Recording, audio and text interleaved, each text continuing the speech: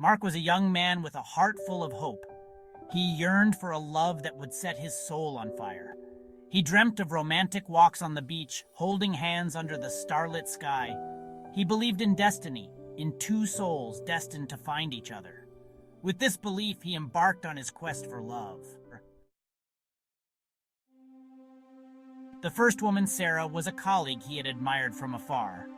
He had always been drawn to her intelligence and quick wit. He mustered his courage and asked her out for coffee, hoping to get to know her better. Her refusal, polite yet firm, was his first taste of heartbreak. I'm really flattered, Mark, but I have a boyfriend. I'm sorry. The second, Emily, was a girl he had met at a volunteering event. Her kindness and compassion had captivated him. He was drawn to her warm personality and her dedication to making a difference. He asked her to join him for a movie, envisioning an evening filled with popcorn and shared laughter. Oh, Mark, I wish I could, but my schedule is just too hectic right now. Maybe another time? The third, Jessica, was a friend he had known since college. Her bubbly personality and infectious laughter had always brightened his day. He had always harbored secret feelings for her and decided to finally confess his love. He poured his heart out, hoping she reciprocated his feelings. Mark, you're such a great friend, but I don't see you that way. I'm really sorry. Her rejection was the most painful, as she admitted she only saw him as a friend. Dejected and heartbroken, Mark found himself seeking refuge in a familiar coffee shop. The aroma of freshly brewed coffee usually invigorated him, but today it did little to soothe his wounded heart.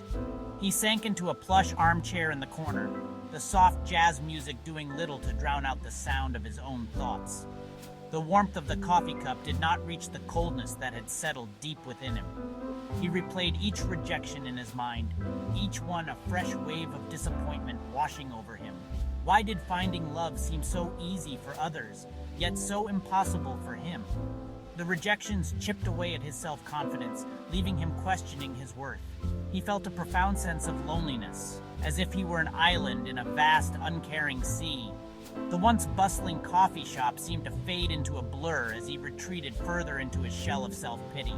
The cheerful chatter of other patrons sounded distant and muffled, their laughter a stark contrast to the heavy weight in his chest. He felt invisible, lost in a world where love seemed to elude him at every turn. As he stared blankly out the window, a flash of color caught his eye. On the opposite side of the coffee shop, a woman sat reading a book, her face illuminated by the warm glow of the setting sun. He couldn't explain why, but his gaze lingered on her. A smile bloomed on her face, and it was like the sun breaking through the clouds. He felt a surge of hope, a tiny voice whispering that maybe, just maybe, fate had something else in store for him. Hi, is this seat taken? Gathering his courage, Mark decided to approach her. What did he have to lose? He approached her table, his heart pounding in his chest. Young man, as Mark. Excuse me, I couldn't help but notice you from across the room. You seem deeply engrossed in your book. Beautiful Hispanic woman, as Isabella. Oh, it's one of my favorites. I get lost in it every time I read it. He felt a wave of relief wash over him. She wasn't dismissive or cold. She was engaging, her smile inviting him to continue the conversation. He found himself drawn to her easygoing nature and her genuine interest in getting to know him. They talked about their favorite authors, their dreams, their fears. He discovered her name was Isabella, and she was an aspiring photographer with a passion for capturing the beauty of everyday life. As they continued to talk, he found himself opening up to her in ways he hadn't anticipated. He told her about his recent heartbreaks, his longing for love, and his dwindling hope. She listened patiently, her warm gaze never leaving his, making him feel heard and understood. Beautiful Hispanic woman, as Isabella. It's important to stay true to oneself and never give up on finding a love that is meant to be. Isabella, in turn, shared her own experiences with love and heartbreak. He found himself drawn to her strength and optimism, her words resonating deep within him. Laughter filled the space between them as they shared funny anecdotes and embarrassing childhood memories. He found himself captivated by her infectious laughter, her smile lighting up her entire face. He felt a connection with her that he had never experienced before, a sense of ease and comfort that he had almost given up on finding. As the coffee shop began to empty and the sun dipped below the horizon, Mark realized he didn't want this evening to end. He wanted to keep talking to Isabella, to keep discovering the depths of her mind and the warmth of her heart.